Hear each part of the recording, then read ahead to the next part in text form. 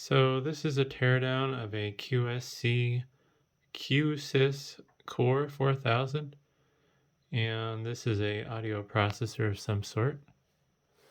I haven't had a chance to test it yet, but I thought it'd be fun to pop the top and take a little look. So let's see if we can get my little setup here.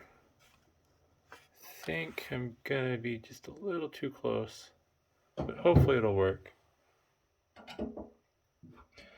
So I've cheated a little, and when I was doing product research, I did see what this looks like on the inside. And to my surprise, it's just a fancy computer. Actually kind of a cool little setup. I wish that they wouldn't have used a custom motherboard, but instead used a standard ATX motherboard, because this would kind of make a cool little 3U case. Probably won't be able to do much upgrades and stuff and get fancy with it without getting like medieval and having to cut holes and stuff in it. But at the same time, it would have been kind of neat. Oops. I think I'm gonna pause and raise up my little stand I use for the phone. Alright, that's better. Got a little bit more height now. It was a little too close for something this big. This will be going on eBay because I don't have a use for it, and it's basically what I do, I guess. So yeah, I did find there's someone else selling one that has a dead power supply. I'm kind of hoping that's not the case for this. I mean, I don't know how to test it by any means, so it's not like I'm going to be able to get top dollar out of it if someone even buys it. But, you know, it'd be nice for it to work. It's using a non-standard looking power supply, so I'm guessing to fix that, I would have to go through my collection of random servers. And there we go. There's the inside. Oh, this is newer than I thought it was. And I think this might be a standard motherboard. Let's see here. I'm going to remove this, I believe. Oh yeah, that's interesting. So they did use a standard motherboard. I was going to say I might even have one of these motherboards, but I just realized I don't, because the motherboard I have is different. Also, they took the hard drive out of this. I just realized. Although, that rubber band may have just broke, actually. I don't know why you'd build a professional product like this and use a rubber band to hold your loose cords together, but I guess that's above my pay grade. This cable going to nowhere is not very reassuring. There were ports up here, or a blanking plate, which is missing. I don't know what would have been there, why they would have taken that. What does this say? It just says audio I/O. So, who knows what that means.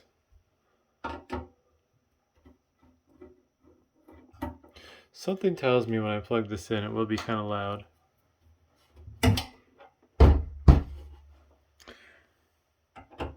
This is basically a custom build server motherboard from the looks of it.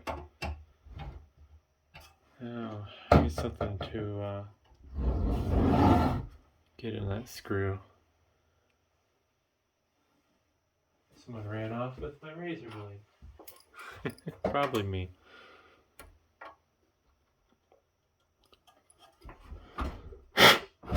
Oops.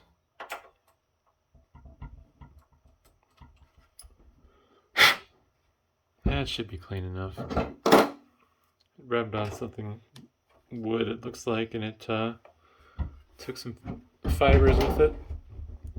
Just realized it's going to fall out if I unscrew it on its sides, so I need to set this down. Gonna be a noisy video. Haha, that's funny. Are there holes there? Feels like there might be. There's a port they covered up. Probably PS2 port, I would guess. But yeah, unfortunately, looks like the previous owner removed the hard drive. Based on the hole spacing, I'm guessing it was right there. I guess I could find out by holding a hard drive up to it. Yeah, that's unfortunate. So, they took the SATA cable with it as well, apparently. I'm guessing it was SATA at least. Some interesting proprietary card there. And this just a Intel i350, I believe. Dual port gigabit network card. PCI Express X4. So I'm gonna guess that somehow this cable went up here. That's long enough, and it kind of wants to curve that way. But now it's just sitting there loose since they took whatever was there. Wonder how much RAM they gave this machine. Oof. So it has 4 gigs of PC2 5300F, so fully buffered DDR2 memory. 5300. I think that's 666 megahertz. Yeah, there's a zip tie that they cut and just threw in there. Kind of glad I didn't pay much for this because I wasn't expecting it to be a computer, and the fact that they removed the hard drive is probably going to make this worthless because this is going to be like proprietary nonsense. So that's really quite the bummer. Also, I do like the fans they use on these old socket 771 heat sinks. The thing that's neat about them is they have an actual shroud while being still fairly open. So they're less likely to get wires and stuff inside of them to mess things up and ruin your day. But yeah, that's just quite a disappointment that the hard drive was removed along with something else. I do want to see what the model of this motherboard is.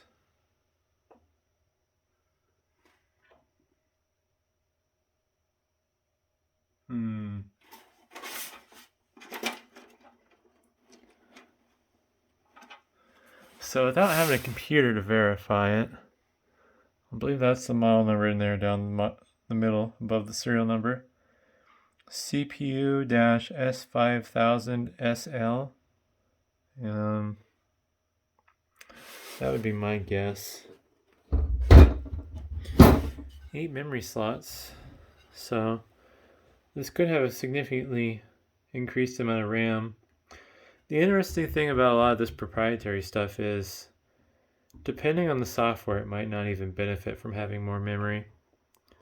But I wouldn't know on this. I have some other stuff where I've thought about doing a memory upgrade, but then I realized the proprietary software that it comes with doesn't even tell you how much memory you're using. So if I don't know if the system is utilizing all its memory, then there's no point in adding more because I'm going to have no way to basically tell what's going on.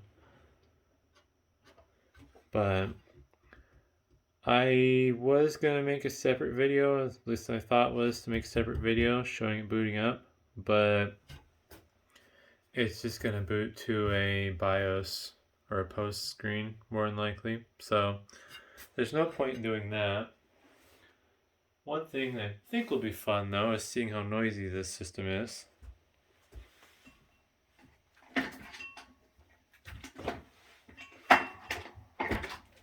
Plus we get to find out together if it works. Alright, I gotta find the hole Try to do this without hopping over. Well, the flash of light means that it drew some power. And it doesn't automatically turn. Oh, I lied. I was going to say it doesn't automatically turn on, but then it automatically turned on. Oops. That is definitely not quiet. You gotta watch my fingies. Don't want to get cut. So this is a front exhaust. Fans are blowing out towards the front.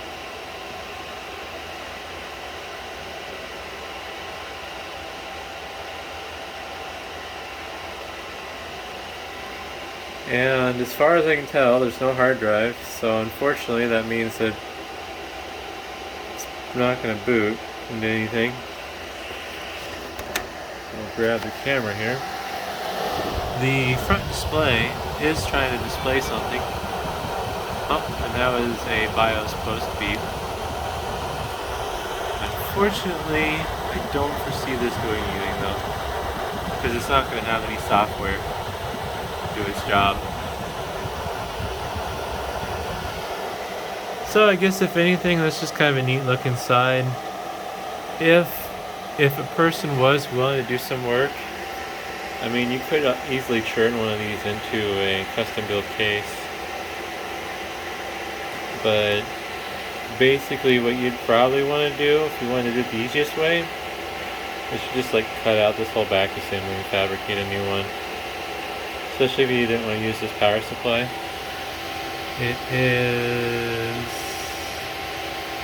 Where is it? Oh, there it is. It's a 400 watt power supply.